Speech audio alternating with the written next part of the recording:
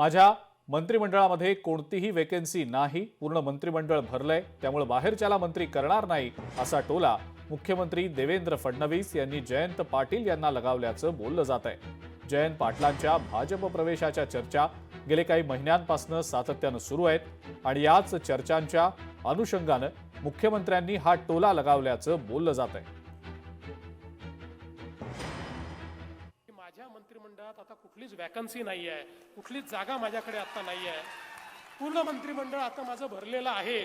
त्यामुळे आता मी काही तुम्ही नव्याने मागण्या करू नका।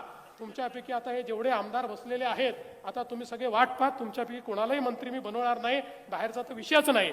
त्याच्यामुळे आता सध्याची वॅकन्सी नसल्यामुळे मी कोणी काही सांगितलं तरी तुम्ही काही त्याची फार चिंता करू नका। आणि दुसरे काय सांगतात याची चिंता करू, आपण या ठिकाणी विकासाकरता एकत्रित आलेलो आहोत। विकास आपल्याला करायचा आहे।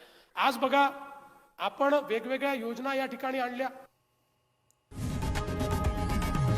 लोकशाही मराठी ऐका, पहा, जागरूक रहा।